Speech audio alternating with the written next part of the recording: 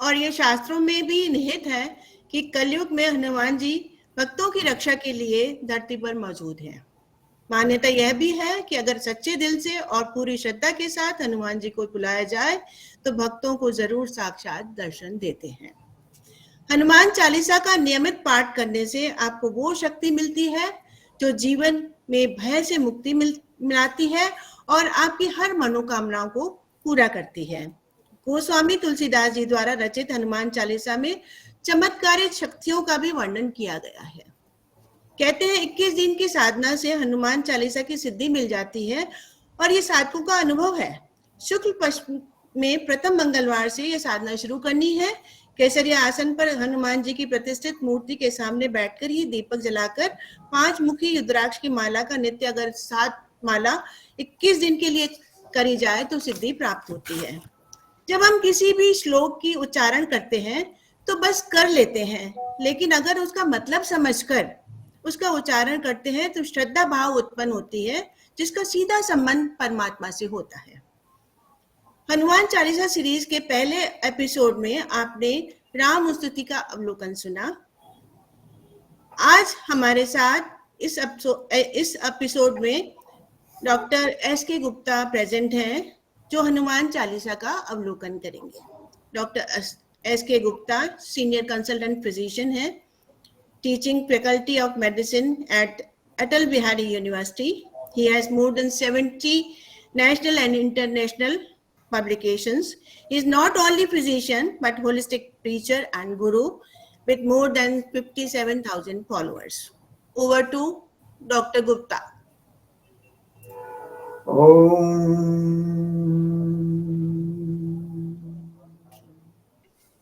श्री जानकी वल्लभो विजयते। ओम श्री हनुमते नमः।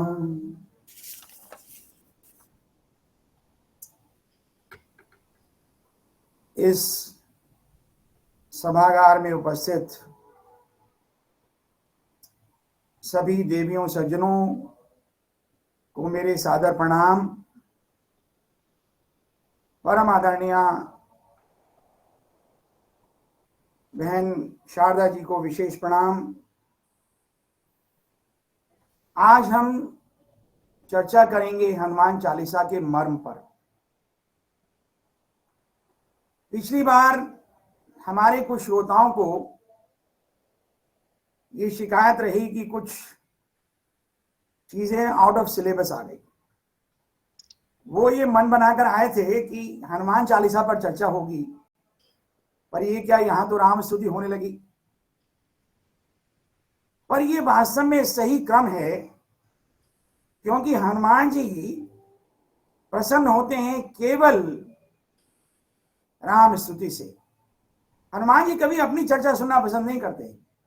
हनुमान जी केवल राम चरित सुनबे को रसिया। आज हम हनुमान चालीसा का पठन पाठन क्यों कर रहे हैं? क्योंकि भगवान राम पसंद करते हैं हनुमान जी का यशगान करना और हनुमान जी का यशगान सुनना। महावीर बिन मऊ हनुमाना, राम जासु जस आप बखाना। अगर कोई हनुमान जी की चर्चा करता है तो भगवान राम वहां स्वयं आकर कहते हैं नहीं नहीं नहीं, तुम्हें नहीं पता, हनुमान के बारे में तो मैं बताता हूं आपको। और ये बात मैं नहीं कह रहा, ये भगवान शंकर ने अपने मुख से कही है और मां गिरजा के लिए कही है। अब थोड़ा समय का अभाव ना हो, इसलिए हम प्रारंभ करते हैं। पहली पंक्तियां प्रारंभ करते हैं।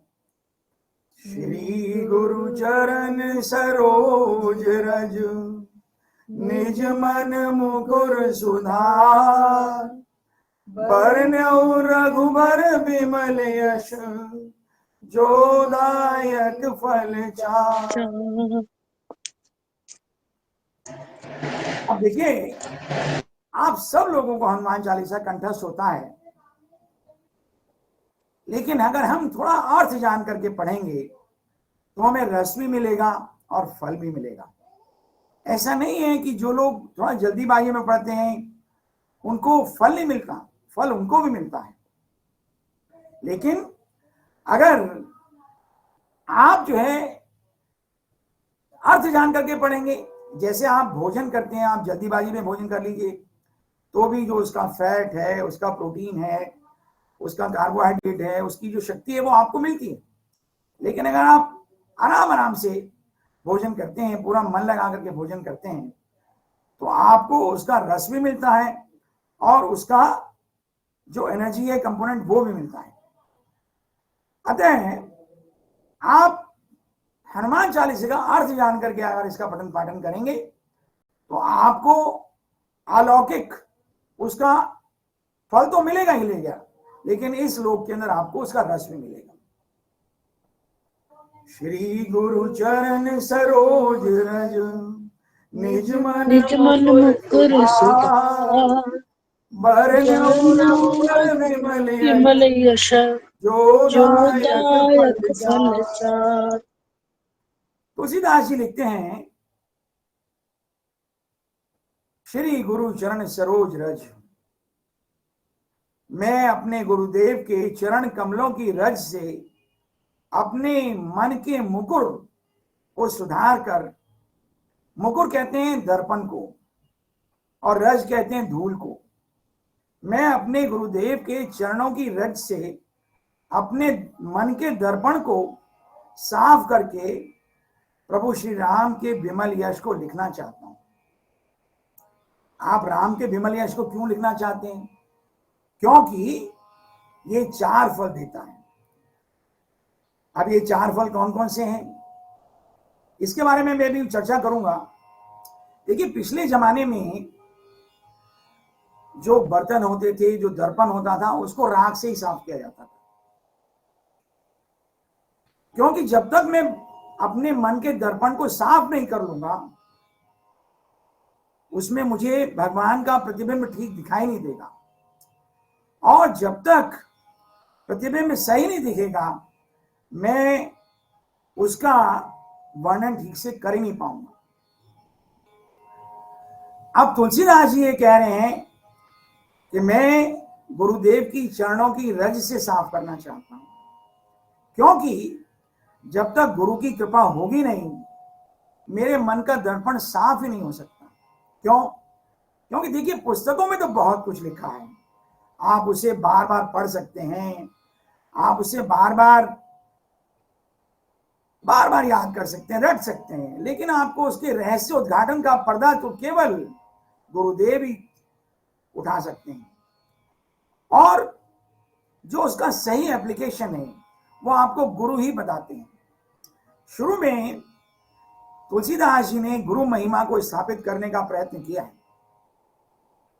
गुरुदेव के चरणों में ही शिष्य का सही स्थान बताया है।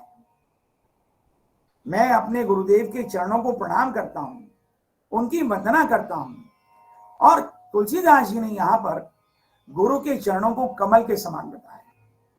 और अगर आप वास्तव में देखें तो गुरुदेव के जो चरण हैं वो कमल के समान नहीं होते। ऋषियों मुनियों के चरण तो वास्तव में धूल धूसरित, देवाई फटी हुई, नाखून बड़े हुए, लेकिन फिर भी वे चरण वंदनीय हैं। उनको मैं कमल के समान मानकर उनके प्रति वंदन करता हूं। अब गुरुदेव के चरणों की रज कैसे मिले? एक तो यह है कि गुरुदेव के चरणों में झुके, वहां से थोड़ी सी धूल उठाई, अपने माथे पर लगाई। और आजकल कलयुग में होता भी यही है, लोग जो है पूरी तरह झुक नहीं पाते, घुटनों तक हाथ जाता है, प्रणाम हो जाता है। चलिए, कलयुग में ये भी ठीक है और देखने में बड़ा पवित्र भी लगता है, लेकिन फिर भी इसमें कहीं ना कहीं अभिमान का तत्व रहता है। सही तत्व क्या होगा कि अपने मस्तक को ही गुरुदेव के चरणों में रख दिया जाए। इससे गुरुदेव के प्रति संपूर्ण समर्पण होगा, गुरुदेव प्रसन्न होंगे, और जब गुरुदेव प्रसन्न होंगे तभी गुरुदेव जो विद्या के रहस्य हैं उनके ऊपर से पूरा पर्दा आपको उठाकर विद्या का रहस्य आपको दे पाएंगे और आपको पूरी क्लैरिटी मिलेगी। वास्तव में गुरु के चरणों में वंदन है, अवश्य है, लेकिन गुरु के चरण इतने वंदनीय नहीं है जितना गुरु का आचरण वंदनीय है। बोलिए राजा रामचंद्र भगवान की उनकी जय। अब थोड़ा सा आगे चलते हैं। तुलसीदास जी आगे लिखते हैं, बरन और रघुबर विमल यश जो दायक फल चार। प्रभु राम का यश, विमल यश 4 फल देता है। कौन कौन से 4 फल देता है? थोड़ा गंभीरता से सुनिए। ये 4 फल हैं धर्म, अर्थ, काम और मोक्ष।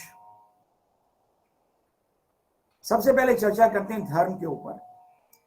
धर्म का अर्थ है दृढ़, अर्थात धारण करना। धारण करने का अर्थ है सहन करना, उसमें परिवर्तन करना नहीं।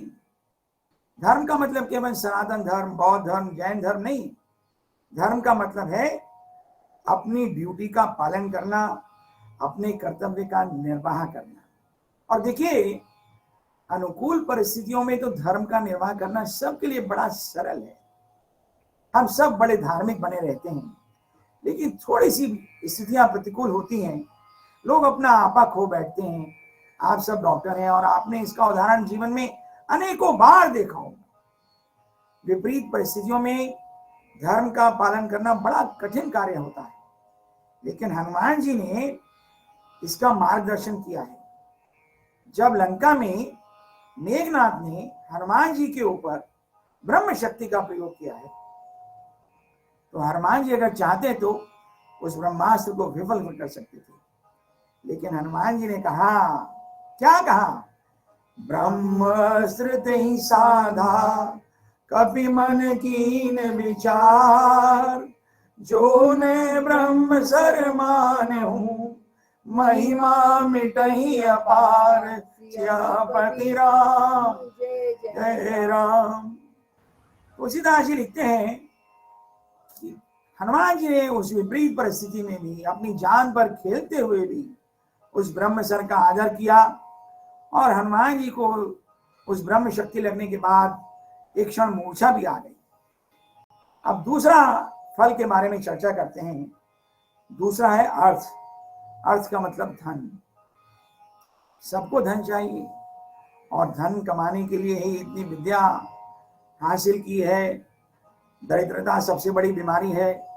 दरिद्रता से छुटकारा पाने के लिए हम सब ने विद्या का अध्ययन किया और धन अर्जित प्रारंभ किया। और आप सब देवियां सज्जन बड़े लगन से, बड़ी मेहनत से धन कमाते हैं। मैं नहीं मानता कि हम में से किसी का भी धनोपार्जन का तरीका गलत है। धन का सृजन तो ठीक है, लेकिन थोड़ी चर्चा धन के विसर्जन पर भी कर लेनी चाहिए। धन की गति कहाँ हो रही है, इस पर भी थोड़ा गौर करना चाहिए। अपनी आवश्यकताओं के अनुसार धन को खर्च करें, कोई तो परेशानी नहीं है।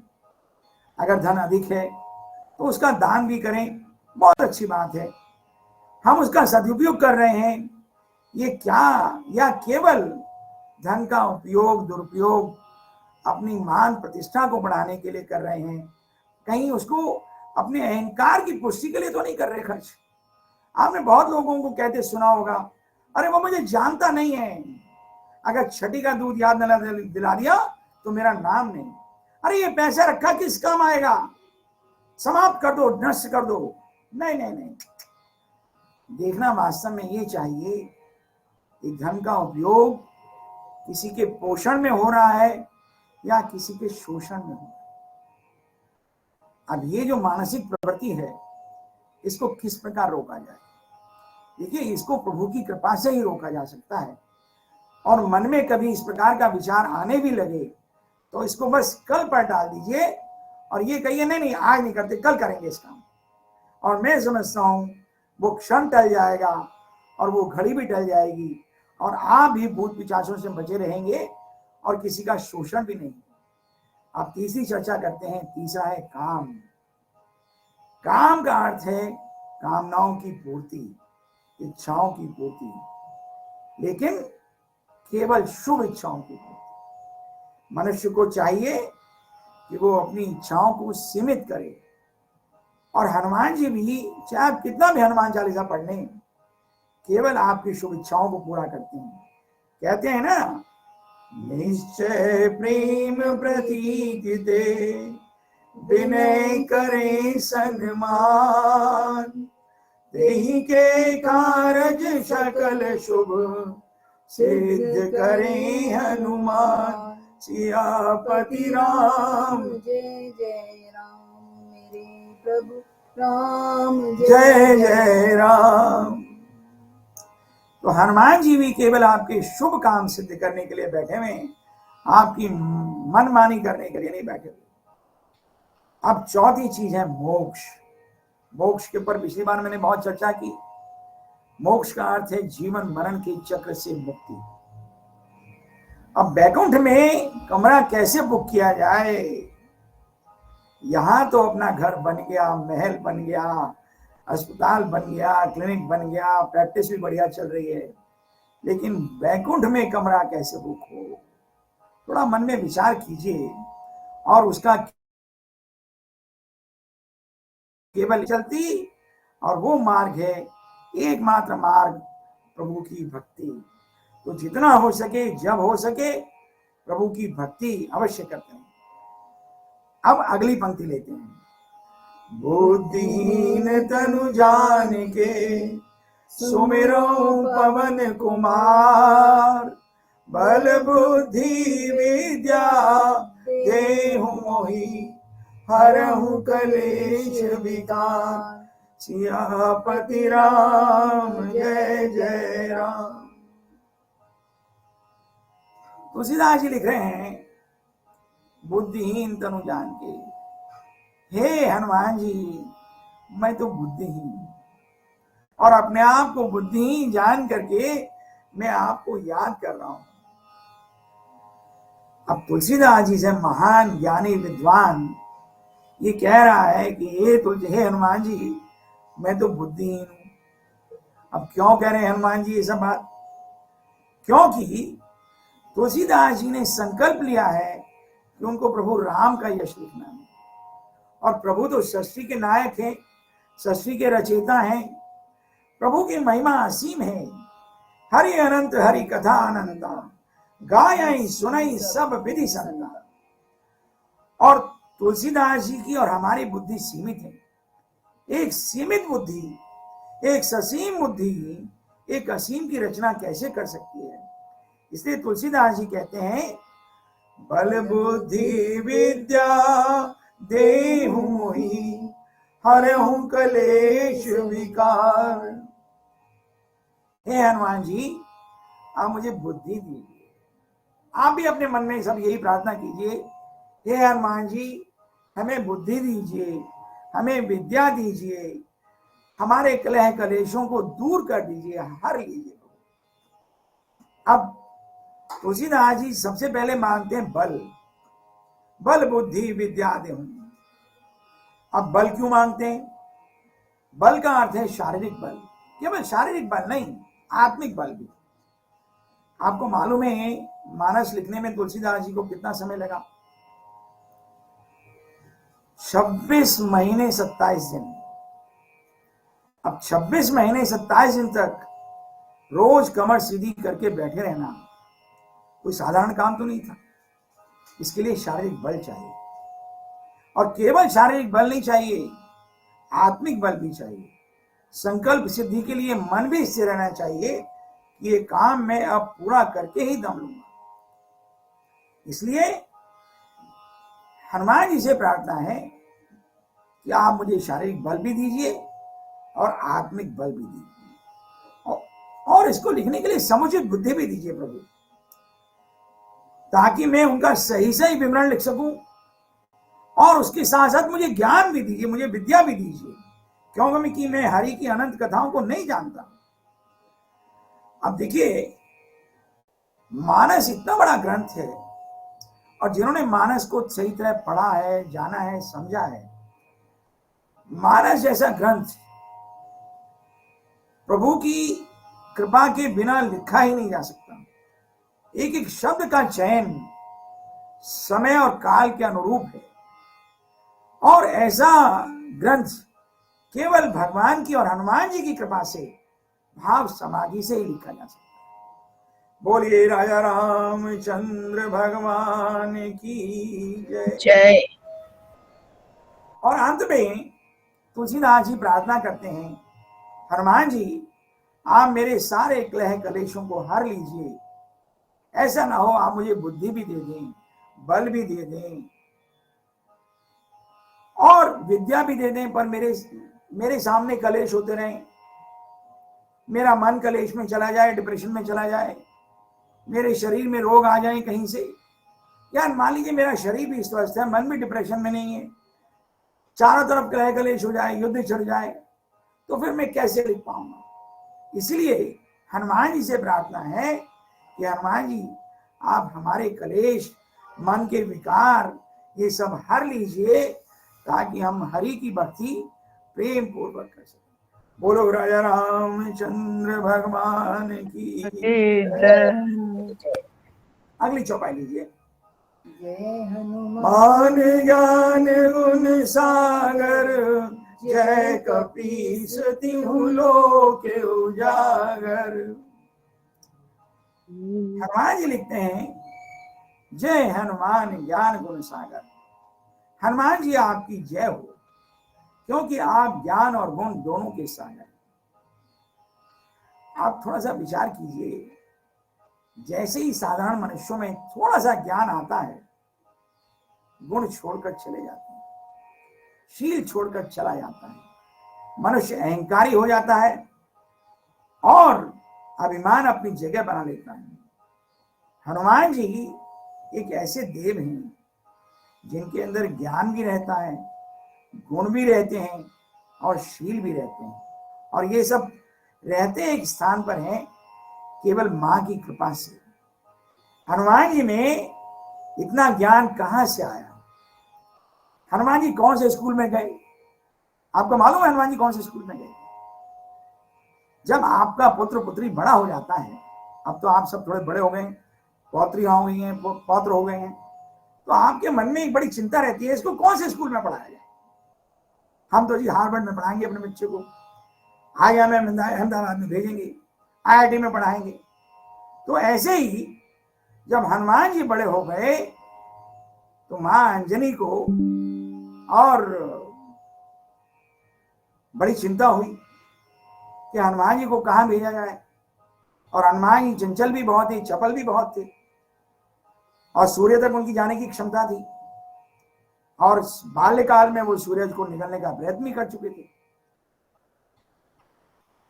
तो हनुमान जी की मां ने सोचा इनको सूर्य देव के पास भेज देते हैं। तो हनुमान जी सूर्य देव के पास गए, और जैसे आपके बच्चों का इंटरव्यू होता ना, तो ऐसी हनुमान जी को वो पढ़ाने को तैयार नहीं थे। और सूर्य देव को पहले ही मालूम था बड़ा चंचल बालक है, ये मुझे खाने का प्रयत्न कर चुका है।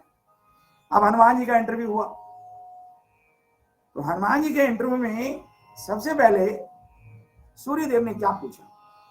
सूर्यदेव ने कहा, देखिए मेरी गति बहुत तीव्र है और मैं एक क्षण के लिए भी रुकता नहीं, तुम मेरे से विद्याधन करोगे कैसे? तो हनुमान जी ने कहा, हे सूर्यदेव आप मुझे अपना शिष्य स्वीकार कीजिए, मैं आपके साथ दौड़ दौड़ करके, आपकी गति से दौड़ करके मैं विद्या अध्ययन करूंगा। तो हनुमान जी को दूसरी शर्त लगा दी सूर्यदेव ने। सूर्यदेव कहने लगे, अरे तुम मेरे आगे दौड़ोगे तो तुम्हारी कमर मेरी तरफ रहेगी, ये तो विद्या के अध्ययन के प्रतिकूल हो जाएगा। तो हनुमान जी ने कहा, नहीं प्रभु, मैं आपके सामने अपना मुख रख करके उल्टा दौड़ूंगा, आप कृपा करके मुझे शिष्य स्वीकार कर लीजिए। और उसके बाद हनुमान जी ने सूर्यदेव से सारी विद्याएं अर्जित की, और बहुत जल्दी अल्पकाल में ही हनुमान जी सारी विद्याएं सीख गए। अब हनुमान जी की बारी थी। हनुमान जी ने कहा, हे सूर्यदेव, हे गुरुदेव, मैं आपको क्या दक्षिणा दे सकता हूं? तो सूर्यदेव ने कहा, हनुमान तुम पृथ्वीलोक में जाओ, वहां पर मेरा एक भक्त सुग्रीव बड़े कष्ट में है, वो किष्किंधा पर अपने भाई से डर कर रहता है, तुम जाकर के उसकी सहायता करो। और उसके बाद हनुमान जी सुग्रीव के साथ रहने लगे। बोलिए हनुमान जी महाराज की जय। अगली चौपाई लेते हैं। जय हनुमान ज्ञान गुण सागर, जय कपीस तिहु लोक उजागर। हनुमान जी सभी बानरों के राजा हैं। अभी थोड़े दिन पहले प्राण प्रतिष्ठा का कार्यक्रम हुआ 22 जनवरी को। आपने बहुत सारी चीजें मीडिया में पढ़ी और सुनी। एक विशेष बात आपको आज बताता हूं। जब प्राण प्रतिष्ठा का कार्यक्रम हो रहा था, उससे पहले वहां पर राम सेवकपुरम या कार सेवकपुरम, वहां पर बहुत सारी टेम्परेरी स्ट्रक्चर्स हैं, वहां टिन शीट्स पड़े हुए हैं, और वहां बहुत वानर सुबह से शाम तक इतना उधम मचाते हैं कि वहां पर कोई भी कार्यक्रम करना आसान नहीं होता। लेकिन प्राण प्रतिष्ठा के कार्यक्रम के दौरान क्या हुआ? एक भी वानर नहीं, सुप्रीम पीस, एकदम शांत। और फिर क्या हुआ? जैसे ही प्राण प्रतिष्ठा का कार्यक्रम समापन हुआ, वही धमाचौकड़ी प्रारंभ हो गई। ये सब किसकी कृपा से? कपी श्री हनुमान जी की कृपा से। बोलिए हनुमान जी महाराज की जय। अब देखिए, एक शब्द लिखा, तीनों लोक उजागर। हनुमान जी का यश तीनों लोकों में है। देवलोक में सभी देवता उनको बहुत मान देते हैं। पाताल लोक में जाकर के उन्होंने रावण का वध किया था, और पृथ्वी लोक में आप सब लोग नित्य प्रतिदिन हनुमान जी की वंदना करते हैं, हनुमान चालीसा का पाठ करते हैं। तीनों लोकों में ही नहीं, तीनों युगों में भी हनुमान जी की प्राण प्रतिष्ठा, हनुमान जी का मान सम्मान, हनुमान जी की पूजा भगवान राम से भी ज्यादा होती है। सतयुग में तो हनुमान जी रह रहे हैं, हम सबको मालूम है। कल त्रेता युग में, द्वापर में हनुमान जी अर्जुन के रथ की पताका पर संवार रहे हैं, और कलयुग में तो हनुमान जी के जितने मंदिर है वो सब आपको मालूम है पूरी तरफ से। इसलिए तीनों लोकों में भी और तीनों कालों में भी हनुमान जी की मान मर्यादा प्रतिष्ठा हर जगह व्याप्त है। बोलिए हनुमान जी महाराज की जय। अगली चौपाई लेते हैं। रामदूत अतुलित बल धामा, अंजनी पुत्र पवन सुत नामा। थोड़ा चौपाई का क्रम पलट रहा हूं। अंजनी पुत्र पवन सुत नामा। अब इसमें दो शब्द हैं, अंजनी पुत्र और पवन सुत। आप सब ऑब्स्टेट्रिशियन हैं, गायनेकोलॉजिस्ट हैं, आपके मनोकूल चौपाई है। अंजनी पुत्र पवन सुत नामा। अंजनी के पुत्र भी हैं और पवन के पुत्र भी हैं। कैसे भाई? देखिए, मां अंजनी पिछले जन्म में अप्सरा हुआ करती थी। किसी श्राप के कारण उनको वानर योनि में जन्म लेना पड़ा, और हनुमान जी का जन्म हुआ आंजनेय पर्वत पर। आंजनेय पर्वत कहां पर है आपको मालूम है? आपने दर्शन किए हैं? आंजनेय पर्वत है कर्नाटक में, और कर्नाटक में बेंगलोर से लगभग 600 किलोमीटर दूर हम्पी में है। आप कभी हम्पी जाएं तो आंजनेय पर्वत का दर्शन कीजिएगा। हम्पी केवल पर्वत श्रृंखला ही नहीं है, बहुत बड़ा विजयनगर का साम्राज्य वहां पर है, और बहुत सुंदर है। वहां के स्तंभों से कहीं ढोलक की आवाज आती है, कहीं तानपुरे की आवाज आती है। बड़ा भव्य साम्राज्य वहां पर स्थापित है, और हमें अपनी प्रवीण के साथ वहां जाने का सौभाग्य भी मिला हनुमान जी की कृपा से।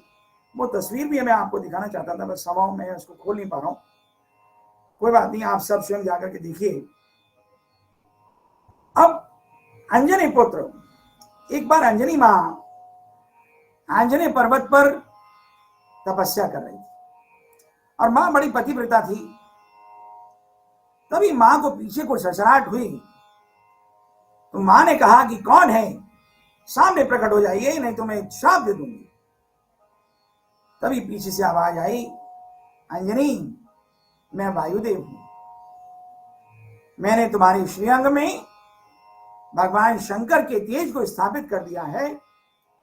इससे तुम्हारे पतिव्रत धर्म का भी नाश नहीं होगा और इससे तुम्हें एक दिव्य बलशाली पुत्र का जन्म होगा, जिससे तुम्हारा यश और कीर्ति चारों दिशाओं में सभी लोगों में गाई जाएगी।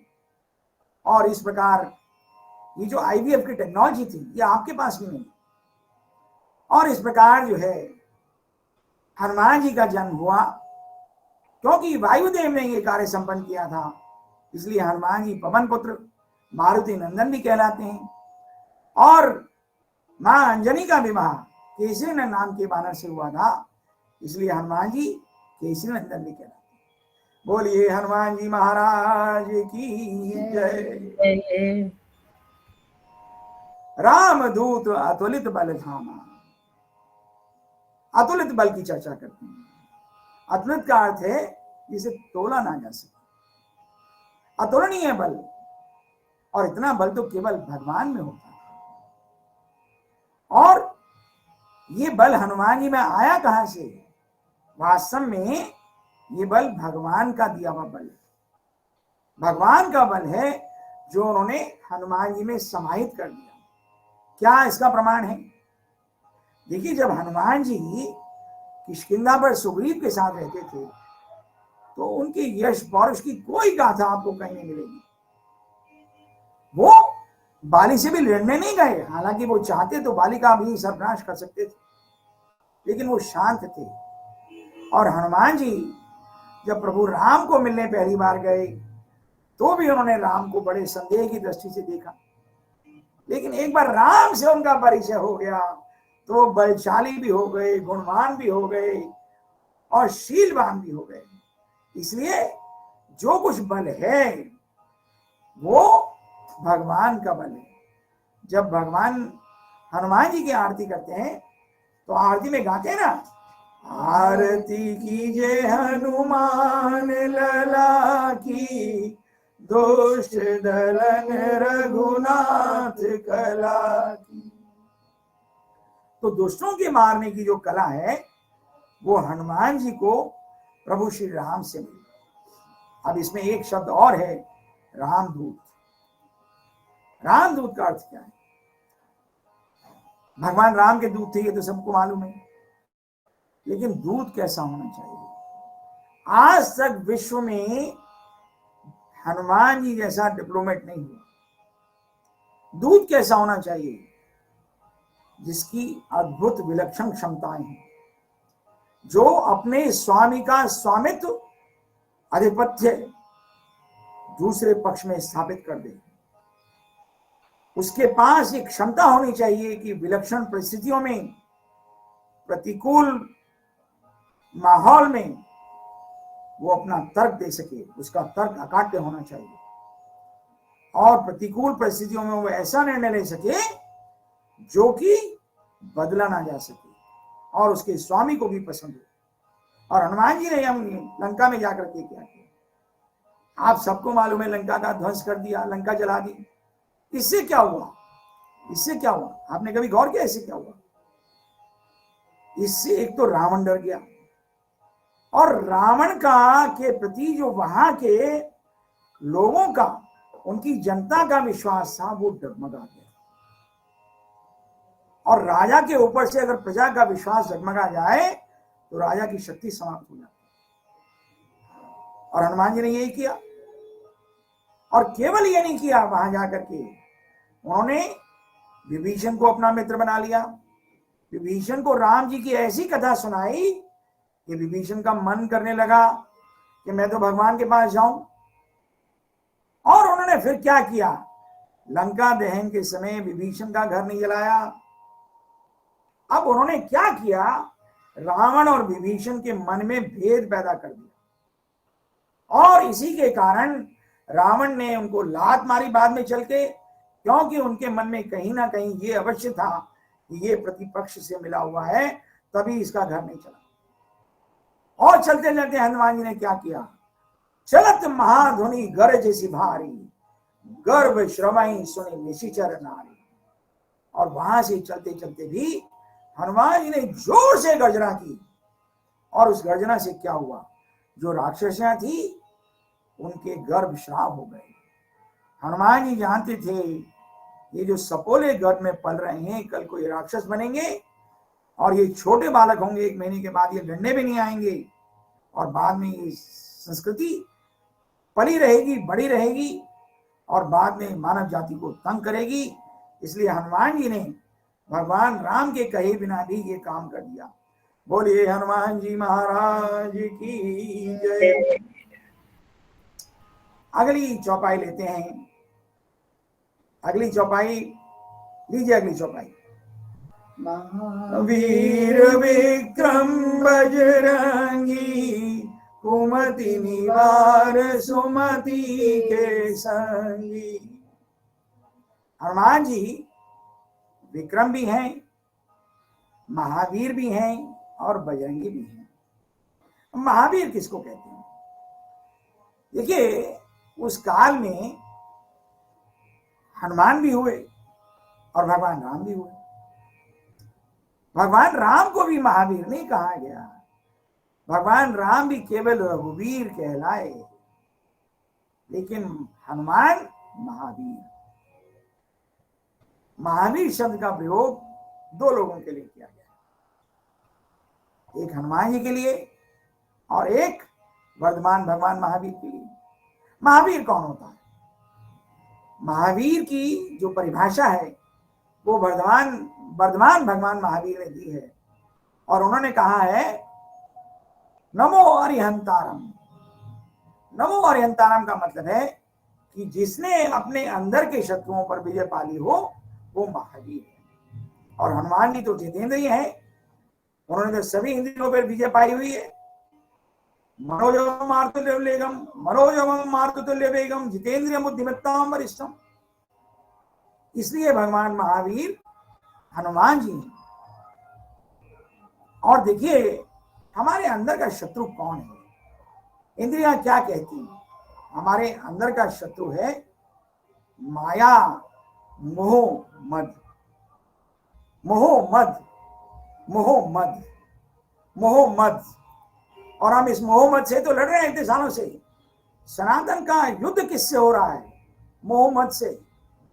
और कुछ लोग अपने नाम के आगे मोह मद लगाते हैं। अगर हम मोह मद पे विजय पालेंगे तो हम कहीं ना कहीं सनातन को प्रतिस्थापित करने में अवश्य कार्य सफल होगा हमारा। अब थोड़ा सा आगे चलते हैं।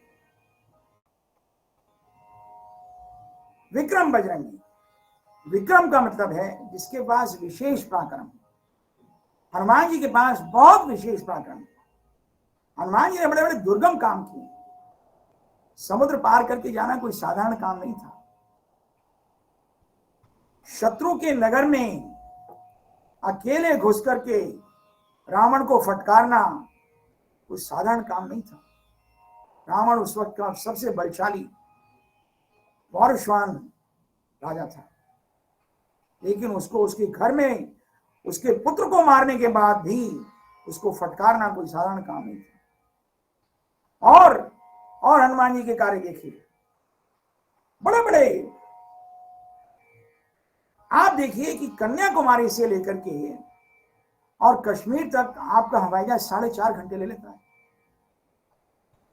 सायकाल से प्रातःकाल सूर्योदय होने तक हिमालय पर जाना, वहां से संजीवनी बूटे लेकर के आना, और वो भी समयबद्ध तरीके से, रास्ते में कालनेमी को मारना, आते वक्त भरत जी की बाधा का सामना करना, ये कोई साधारण काम नहीं था। ये उनके विशेष पराक्रम का जीता जागता उदाहरण है। बोलिए हनुमान जी महाराज की जय। बजरंगी। बजरंगी महावीर विक्रम बजरंगी। अब बजरंगी किसको कहते हैं? जिसका अंग वज्र के समान कठोर। वज्र को इस संसार का सबसे कठोर अस्त्र माना गया है हमारे वेदों में। एक छोटी सी कथा आती है। भृतु नाम का राक्षस हुआ करता था, जो इतना बलवान हो गया कि उसने जो है स्वर्ग पर कब्जा करने का प्रयत्न किया। इंद्रदेव जो है ब्रह्मा जी के पास गए और इंद्रदेव ने प्रार्थना की, प्रभु ये तो इंद्रलोक पर ही कब्जा कर लेगा। तो ब्रह्मा जी ने युक्ति सुझाई, देखिए अगर महर्षि दधीची अपनी अस्सियां दे देते हैं तो उनकी अस्सियों से एक वज्र बनाइए और उस वज्र से इस व्रतु का विनाश होगा।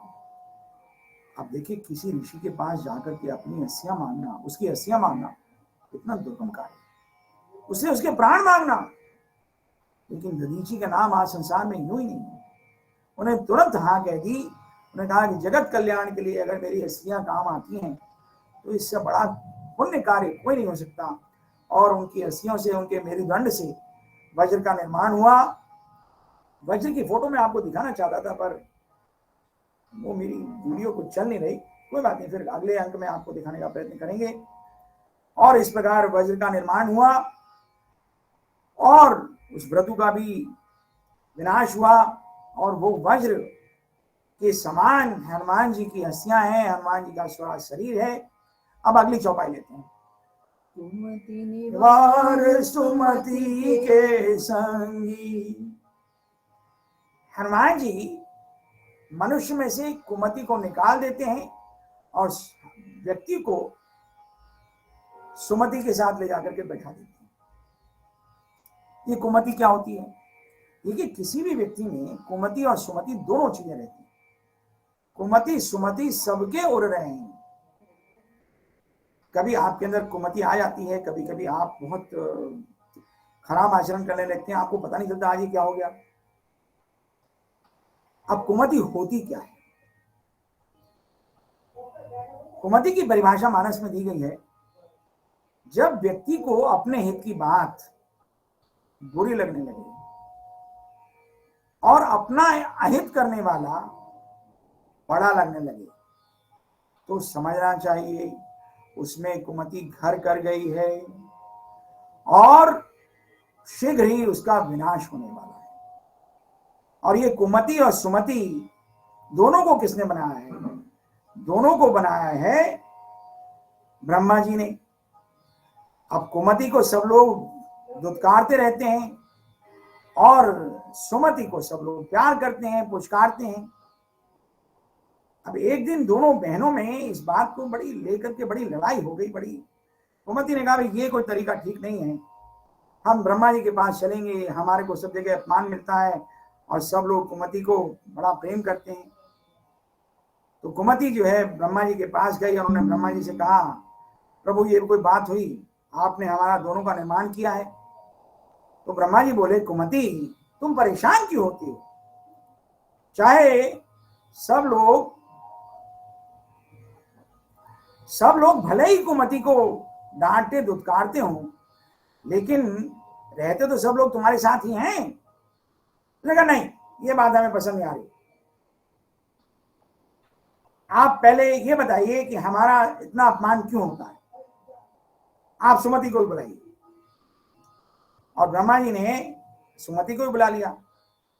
अब कुमति और सुमति दोनों जो है ब्रह्मा जी के सामने हैं और कुमति ने कहा आप बताइए कौन अच्छी लगती है हमें से। तो ब्रह्मा जी ने कहा कि कुमति सुमति तो आप दोनों चल के दिखाइए। अब देखिए यहां पर फैशन परेड हो रहा है। दोनों चल करके आई। ब्रह्मा जी ने कहा तुम भी अच्छी लगती है, ये भी अच्छी लगती है। कुमति ने कहा ये कोई तरीका नहीं हुआ, आपको ये बताना पड़ेगा। तो ब्रह्मा जी ने कहा कुमति तुम चल के जाओ और सुमति तुम भी चल के आओ और दोनों लौट के भी आओ। दोनों ने ऐसा ही किया। फिर ब्रह्मा जी ने क्या अपना मत दिया। ब्रह्मा जी कहते हैं कुमति तुम तो जाती हुई अच्छी लगती हो और सुमति तुम आती हुई अच्छी लगती हो। बोलो राजा रामचंद्र भगवान की जय। और हनुमान जी भी यही करते हैं, कुमति से निकाल करके मनुष्य को सुमति में ले जाते हैं। अगली चौपाई लेते हैं। कंचन वरन विराज सुबेसा कानन कुंडल कुंचित केसा हाथ वज्र और ध्वजा विराजे, कांधे मूज जनेऊ साजे।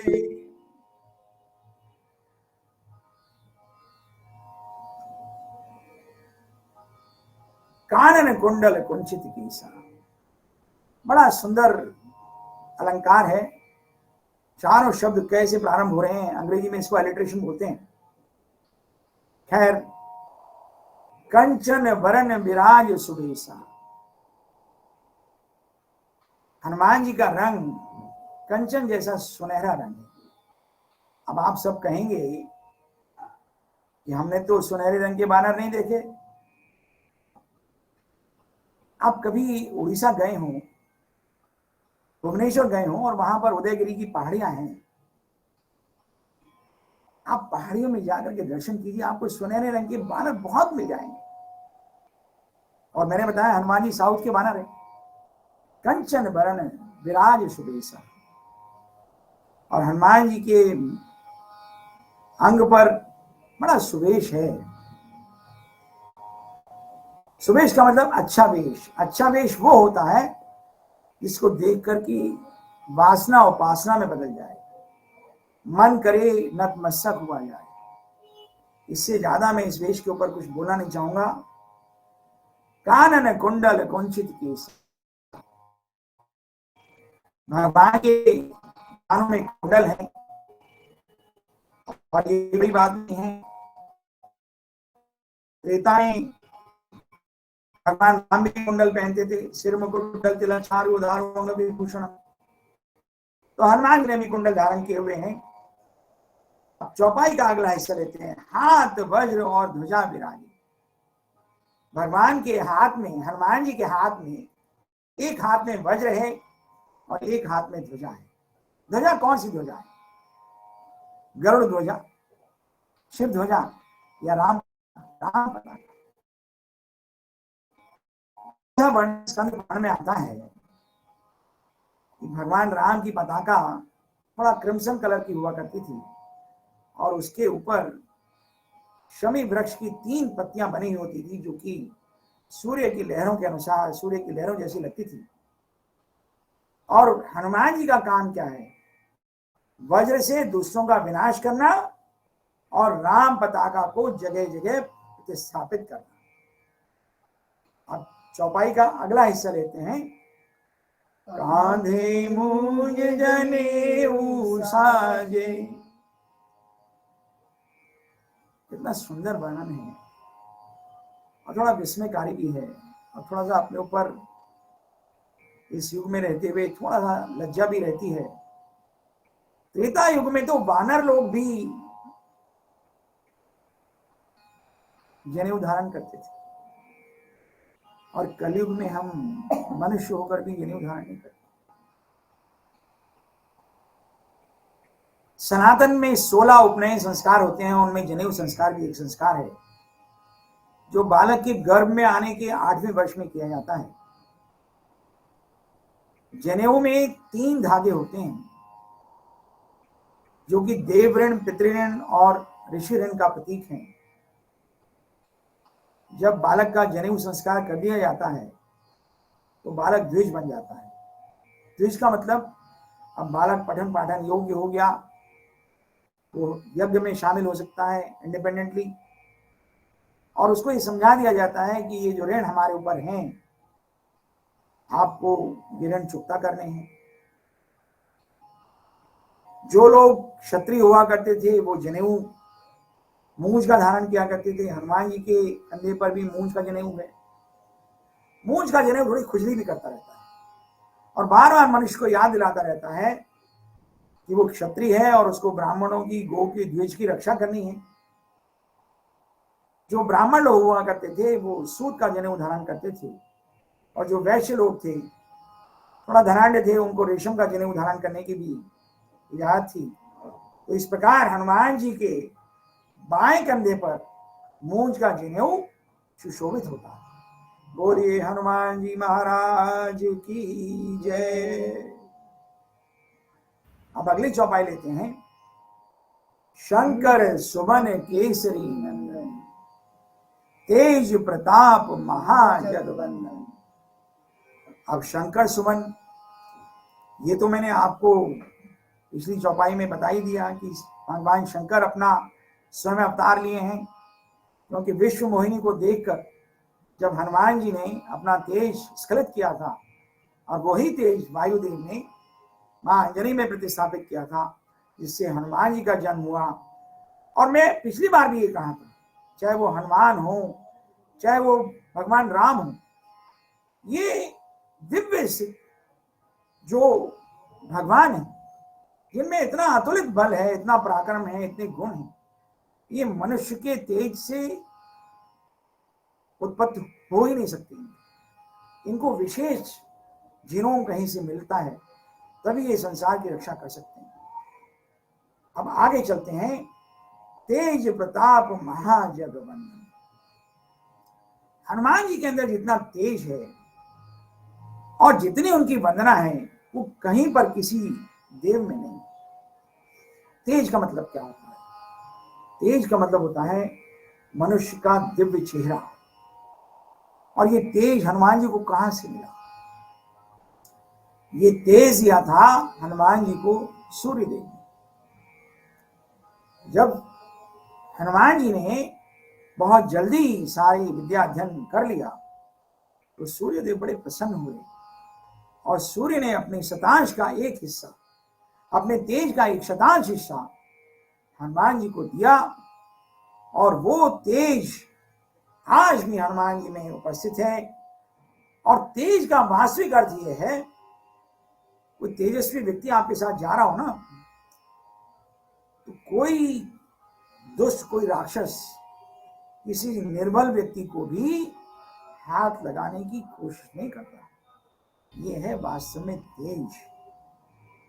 किसी निर्बल को सताने की क्षमता नहीं होती किसी तेजस्वी व्यक्ति के साथ। और महाजगवंदन, ये तो आप जानते ही हैं कि हनुमान जी की वंदना सारे जग में होती है। अब अगली चौपाई लेते हैं। विद्यावान गुणी अति चातुर, राम काज करबे को आतुर। हनुमान जी के लिए एक शब्द प्रयोग किया गया, विद्यावान। कदाचित आपने ये शब्द कहीं नहीं सुना होगा। आपने विद्वान शब्द तो बहुत सुना होगा, लेकिन विद्यावान कहीं नहीं सुना होगा। क्योंकि जैसे व्यक्ति विद्वान होता है, उसमें अहंकार आया। लेकिन हनुमान जी को सारे वेदों का ज्ञान है, लेकिन हनुमान जी में अहंकार कहीं नहीं। हनुमान जी ने अपने नाम का, अपने यश का और अपने रूप का त्याग किया हुआ है। बड़ी लंबी कथा है, कभी और थोड़ा सा आगे मौका मिलेगा तो आपको सुनाएंगे। इसलिए हनुमान जी को तुलसीदास जी ने विद्यावान लिखा। अगर हनुमान जी को विद्वान लिख देते तो शायद उनकी तुलना विद्वानों से होने लगती। लेकिन हनुमान जी विद्वान ही नहीं, विद्यावान, जिन्होंने विद्या के सही अर्थ को समझा, जाना और पहचाना है। विद्यावान गुणी अति चातुर। अब हनुमान जी विद्वान भी हैं, सॉरी विद्यावान भी हैं, गुणी भी हैं, अति चातुर। अति चातुर किसको कहते हैं? बड़े चतुर हैं हनुमान जी। अब चतुर क्यों कहा गया हनुमान जी? बहुत सारी बातें तो मैंने आपको हनुमान जी के डिप्लोमेट, रामदूत स्वरूप में बताई, लेकिन अगर आप गंभीरता से समुद्र के ऊपर हनुमान जी की यात्रा को पढ़ें और समझें, कभी मुझे मौका मिलेगा और आपका मन होगा तो वो यात्रा में आपको पूरे डिटेल में पूरा वर्णन करूंगा उसका। लेकिन हनुमान जी की उस यात्रा में 4 बाधाएं आई। सबसे पहले तो सुमेरु पर्वत आके खड़े हो गए, यहां विश्राम कर लीजिए, मैं सोने का पहाड़ हूं। और बड़े लोगों की यही एक तरीका होता है कि वो लालच दे देते हैं। पर हनुमान जी ने क्या किया? नहीं, उनसे उल्टा भी नहीं बोले, हाथ जोड़ दिए, बस धन्यवाद, अभी थोड़ा जल्दी में हूं, राम काज कीने बिन मोई कहां विश्राम। उसके बाद सुरसा की बाधा आई। सुरसा को उन्होंने मारा नहीं, सुरसा को उन्होंने दूसरी तरह से टैकल किया। कैसे टैकल किया? सुरसा बढ़ती गई, हनुमान जी भी बढ़ते गए, और यह प्रतियोगिता हमेशा चलती रह सकती थी, लेकिन सुरसा के साथ उन्होंने अंत में चतुराई से काम लिया। बिल्कुल छोटे हो गए, उसके मुंह से घूम करके वापिस आ गए। सुरसा का भी मन प्रसन्न कर दिया और अपना काम भी निकाल लिया। उसके बाद सिंहिका की बाधा आई, हनुमान जी ने सिंहिका का नाश कर दिया। इस प्रकार जहां जहां जैसा समय मिला, जैसा मौका मिला, हनुमान जी ने उसके अनुसार अपनी चतुराई का परिचय देते हुए अपना कार्य आगे बढ़ाया। अब राम काज करबे को आतुर। अब करबे को आतुर, जो हमारे घर में या हमारे हॉस्पिटल में बहुत सारे लोग काम करते हैं, और वो सब, एक बार मैं किसी हॉस्पिटल में बैठा हुआ था, तो जो हॉस्पिटल के मालिक है वहां वो भी बैठे हुए थे। आईसीयू में एक पेशेंट थोड़ा सिक था, तो मैंने कहा डॉक्टर साहब आप प्लीज जाइए, हम इस पेशेंट को मैनेज कर रहे हैं। बोले नहीं नहीं, अभी ये पेशेंट सिक है, और ये जितने भी लोग यहाँ बैठे हुए ना तुमको, जो बड़े तेजी से चलते हुए नजर आ रहे हैं, दौड़ दौड़ के काम कर रहे हैं, ये जब तक दौड़ दौड़ के काम कर रहे हैं जब तक मैं यहाँ बैठा हूँ। लेकिन हनुमान जी ऐसे नहीं है, राम काज करबे को आतुर। इसका क्या प्रमाण मिलता है? अगर आप राम रावण युद्ध को पढ़ें तो आप देखेंगे कि भगवान राम के ऊपर नागपाश का प्रयोग किया, और उससे भगवान राम भी मूर्छित हो गए और लक्ष्मण भी मूर्छित हो गए। अब हनुमान जी को आदेश देने वाला कोई नहीं था, लेकिन हनुमान जी तो राम काज करबे को आतुर। अब थोड़ी देर में जामवंत जी ने देखा भगवान तो मूर्छित पड़े हुए हैं, और जामवंत जी ने हनुमान जी की खोज शुरू की। हनुमान कहाँ है? और हनुमान वहां नहीं मिले, और जामवंत जी हनुमान हनुमान पुकार ही रहे थे। इतनी देर में तो हनुमान जी गरुड़ को लेकर के प्रकट हो गए, और हनुमान जी के गरुड़ ने भगवान राम के और सारी सेना के नागपाश को काट कर दूर किया और विपत्ति से सबको मुक्त किया। बोलिए हनुमान जी महाराज की जय।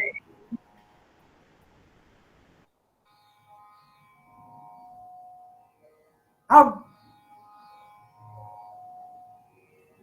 थोड़ा सा आगे चलते हैं,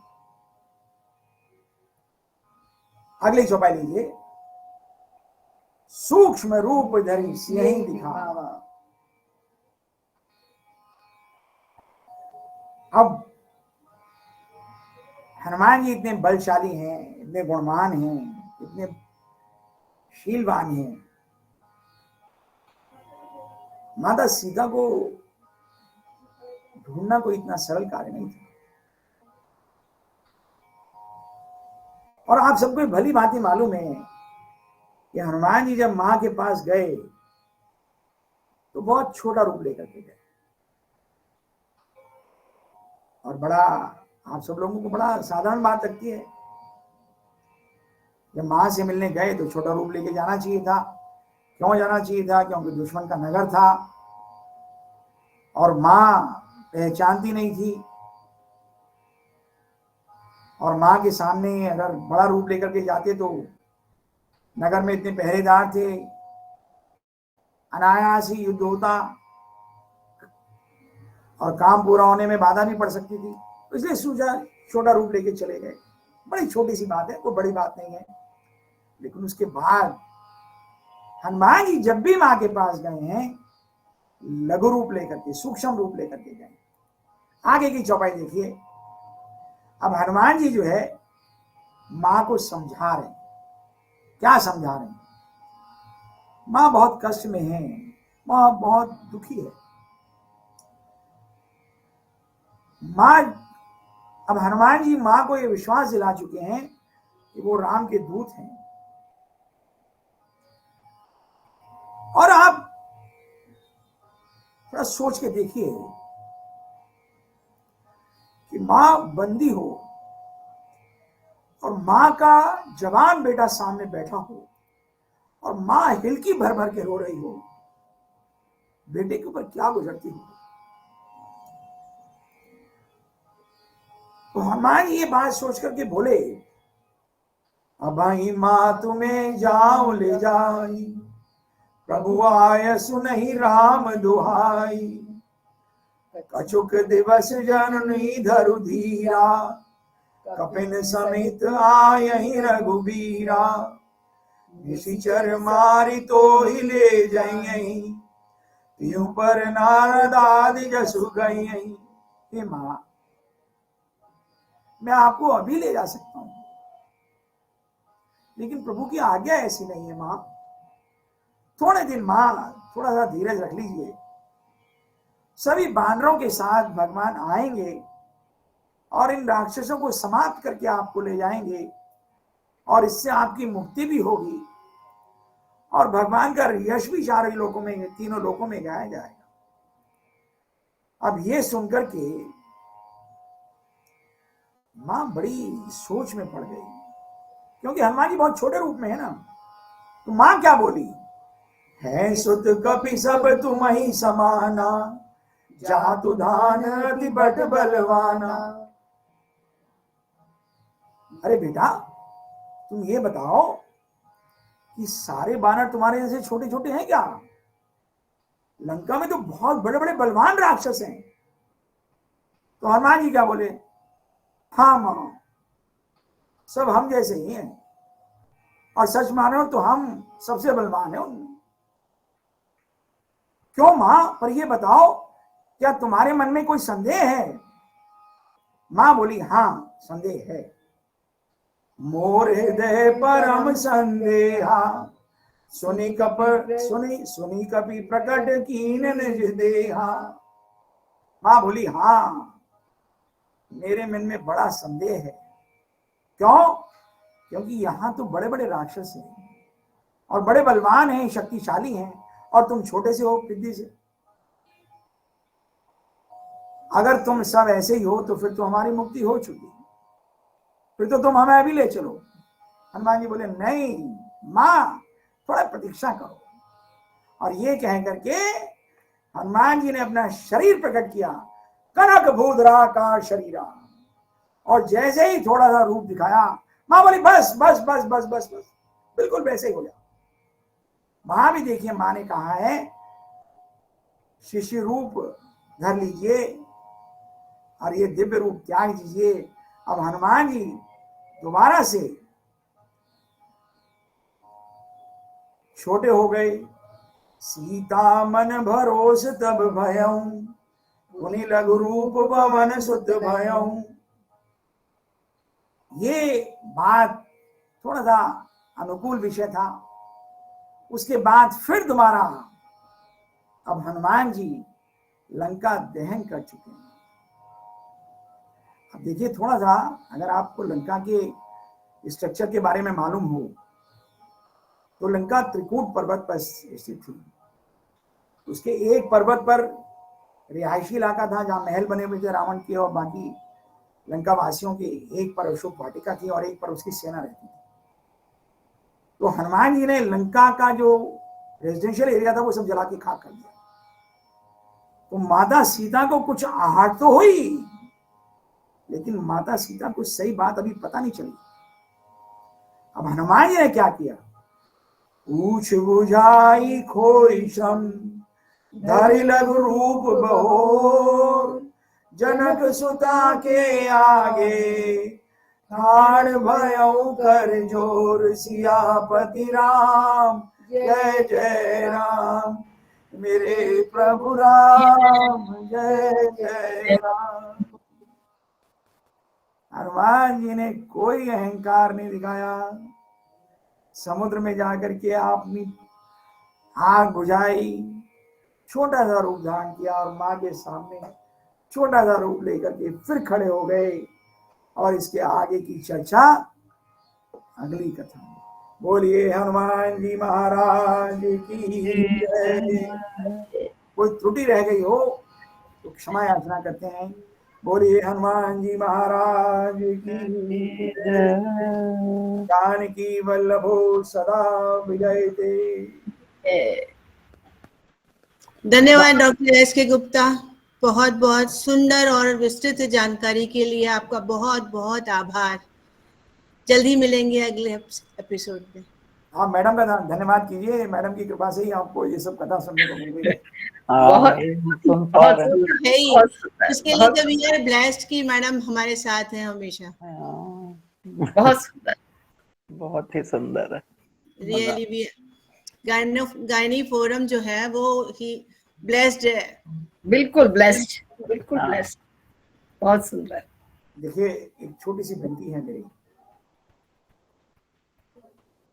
थैंक यू। आप सब लोग बड़े मनोभाव से पूजा करते हैं।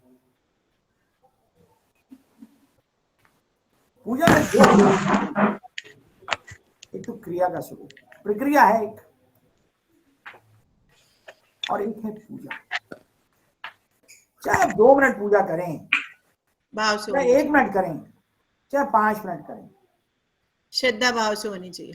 लेकिन भगवान से थोड़ा संबंध बनाइए, भगवान का हाल चाल पूछिए, भगवान से थोड़ा बातचीत कीजिए, प्रभु कैसे हो।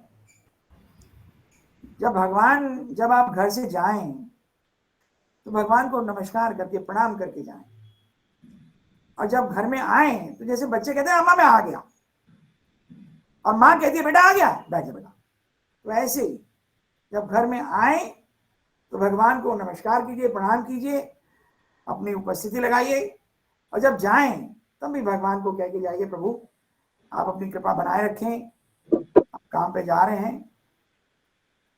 और इस प्रकार करने से आपका भगवान का संबंध भी बनेगा और आपको भगवान की कृपा का दर्शन भी होगा, और थोड़े दिनों में आप देखेंगे कि भगवान की जो प्रतिमाएं हैं ना वो आपसे बात करने लगेंगे। बिल्कुल ठीक, बिल्कुल ठीक। बहुत बहुत सुंदर कहा कि ये सचमुच अगर आप इसको करना शुरू कर दें तो ये आपको लगेगा कि ये प्रतिमाएं बोलने लगी। बहुत सुंदर। और कोई अपने भाव प्रकट करना चाहता है? एनीबडी? रीटा जी?